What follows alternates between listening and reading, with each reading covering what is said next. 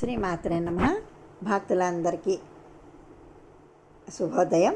ఇప్పుడు ఇంకొక సామెత, అదేమిటంటే పీత కష్టాలు పీతవి. సామెత ఏమిటి? పీత కష్టాలు పీతవి అంటే అది ఎలా వచ్చింది? వానరసేన ఆధ్వర్యంలో సేతు నిర్మాణం జరుగుతోంది. లక్ష్మణుడు, సుగ్రీవుడు వానర వీరులను ఏ పనులు ఎలా చేయాలో వివరంగా చెప్తున్నారు. నిర్మాణం వేగంగా సాగుతోంది.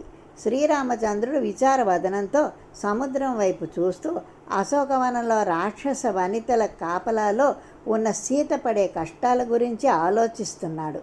ఒక బండరాయిపై కూర్చున్న రాముడు తన ధనస్సును పక్కనే ఉన్న ఇసుకపై నిటారుగా ఉంచి పట్టుకున్నాడు. సేతువు పూర్తయ్యేదాకా చేసేదేమీ లేదు.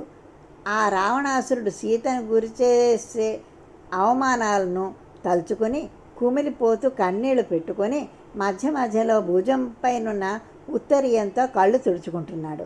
కానీ ఆయన ధనస్సు కింద ఉన్న ఒక ఎండ్రపీత మాత్రం, నాయనా రామచంద్ర, సీత పడే కష్టాలు తీర్చడానికి కంకణం కట్టుకొని సాక్షాత్తు భగవంతుడివైన నీవు ఉన్నావు. ఆ మహాతల్లి సీత కష్టాలు తప్పక తీరుతాయి. అప్పటిదాకా నీవు నిద్రపోవని కూడా నాకు తెలుసు. కానీ సాక్షాత్తు భగవంతుడవైన నీ బాణం కింద నలిగిపోతున్న నేను నిన్ను తప్ప ఏ భగవంతుణ్ణి ప్రార్థించాలి నన్ను రక్షించమని అని వేదన పడుతోంది. ఆ రామధనస్సు కింద నలిగిపోతున్న ఎండ్రపీత.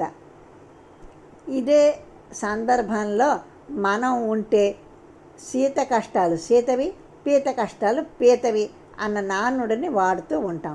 ఒకరి కష్టాలు మరొకరికి తెలియవు, కానీ ఇంకొకరికి తెలియనంత మాత్రాన ఆ కష్టాలు అనుభవించక తప్పదు.